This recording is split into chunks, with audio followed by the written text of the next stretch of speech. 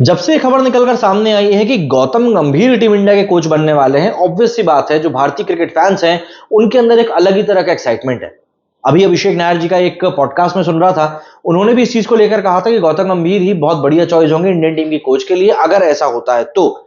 अब उड़ती उड़ती बातें जो निकलकर सामने आ रही है उसमें ये बात बताई जा रही है कि इंडिया के टी20 वर्ल्ड कप कैंपेन के ऊपर डिपेंड करेगा कि कब गौतम गंभीर के नाम की अनाउंसमेंट होगी। लेकिन जैसा कि हम सब जानते हैं गौतम गंभीर जो है अपने आप में एक बहुत ही मंझे हुए कोच हैं और बहुत मंझे हुए खिलाड़ी रहे। उनकी थॉट प्रोसेस बहुत ज्यादा क्लियर रहती है। कई बार इस चीज को लेकर कंट्रोवर्सी भी क्रिएट हो जाती है, but still one for all हम ये कह सकते हैं गंभीर एक बहुत ही प्रॉपर बंदा हो सकता है इस चीज को लेकर कि नहीं आपको इन खिलाड़ियों को लेकर चलना है, इनको हटाना है। आपको एक स्ट्रांग बंदा चाहिए जो डिसीजन ले सके। एंड ऑब्वियसली बात है जब बंदा डिसीजन की बात करता है तो उसको पावर भी चाहिए होती है। तो ऐसे में गौतम गंभीर के कुछ डिमांड्स हैं बीसीसीआई से जो वो चाहते हैं कि पूरी हो, जिससे कि वो अपने कोचिंग को ध्यान लगा के सही तरीके से आगे बढ़ा सके। इस वीडियो में हम लोग उन्हीं कुछ डिमांड्स के बारे में बात करने वाले हैं जो कि गौतम गंभीर ने करी हैं। इसमें सबसे पहली डिमांड तो यही है कि उनको टीम इंडिया के ऊपर चाहिए टोटल कंट्रोल। मतलब कि उसमें फिर कोई इफ एंड बट नहीं होना चाहिए, कोई इंटरफेरेंस नहीं होना चाहिए। हाँ, अगर आपको ये करना है कि आप राय मशवरे के लिए किसी को रखना चाहो तो वो एक बार आप कर सकते हो, बट गौतम गंभीर ने इस बात को यहां पर क्रिस्टल क्लियर कर दिया कि उनको टोटल फ्री हैंड चाहिए है, टोटल फुल कंट्रोल चाहिए टीम इंडिया के ऊपर और उसके ऊपर उनको कोई दो राय नहीं चाहिए। एंड ये बहुत सही डिमांड भी है। क्या होता है कई बार जैसे हमने अनिल कुंबले साहब के केस में देखा था कि उनको अपॉइंट तो कर दिया गया था, बट विराट कोहली के उनसे कुछ इश्यूज हुए, उनको किसी बात के ऊपर उनकी राय मशवरा सही नहीं लगा एंड इवेंचुअली अपना पीरियड खत्म होने के पहले ही अनिल कुंबले साहब को फिर रेजिग्नेशन देना पड़ा था। बहुत बुरा स्कैंडल हुआ था वो, आज तक उस बारे में बात की जाती है। दूसरी डिमांड है कैप्टन सिलेक्टर्स के हिसाब से नहीं चुना जाएगा। ये मुझे बहुत सही लगता है क्योंकि देखिए एक कोच जानता है कि टीम किस तरीके से बन रही है, टीम में किस खिलाड़ी को ज्यादा तवज्जो दी जा रही है और टीम किस खिलाड़ी को लेकर ज्यादा रिस्पॉन्सिबल फील करती है। ऐसे में हो सकता है सिलेक्टर्स की चॉइस कोई और खिलाड़ी हो लेकिन टीम में उसको रिस्पेक्ट ना मिल रही हो। और देखिए ये बात तय है, आने वाले समय में ना कोहली होंगे ना रोहित होंगे, आगे तो हमको बढ़ना पड़ेगा।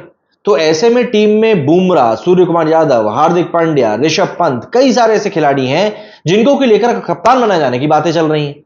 अब ऑब्वियसली बात है कोई ऐसा खिलाड़ी होगा जो कि साल भर खेलता ही नहीं होगा, इंजर्ड रहता होगा, आप सडनली इसको आउट ऑफ द ब्लू उठाकर कप्तान बनाकर बिठा देंगे तो शायद वो टीम के साथ सही नहीं जाएगा एंड इवेंचुअली उसको लेकर खिलाड़ियों में नाराजगी आ सकती है। इसीलिए गंभीर का ये पॉइंट कि भैया कप्तान सिलेक्टर्स नहीं मैं चुनूंगा, ये मुझे बहुत ठीक लगता है। तीसरी डिमांड उनकी बताई जा रही है कि वो भविष्य की टीम इंडिया को बनाने पर जोर देंगे।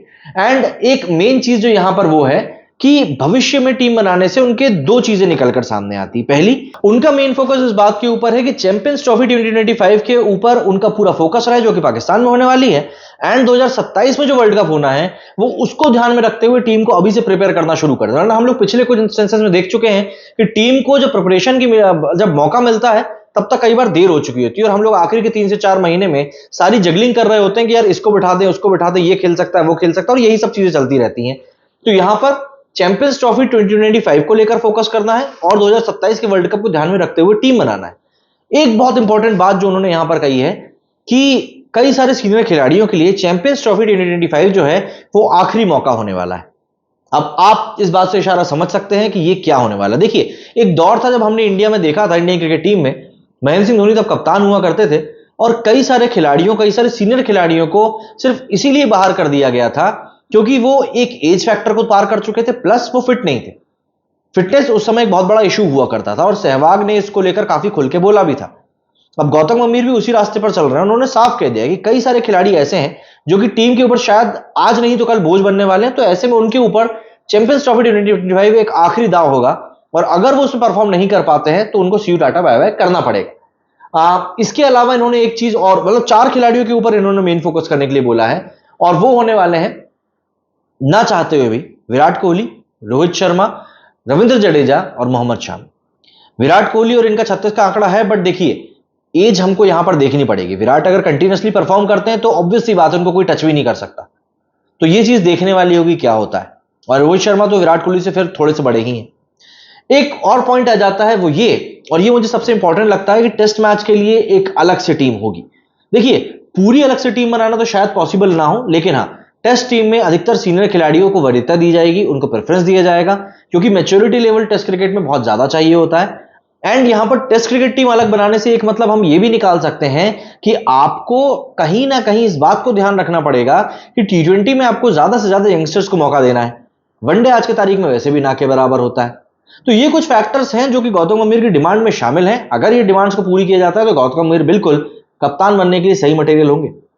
क्या लगता है आपको इस डिमांड्स के बारे में? कमेंट करके जरूर बताइएगा। मेरे इस वीडियो फिलहाल उतना ही। जय हिंद, जय भारत।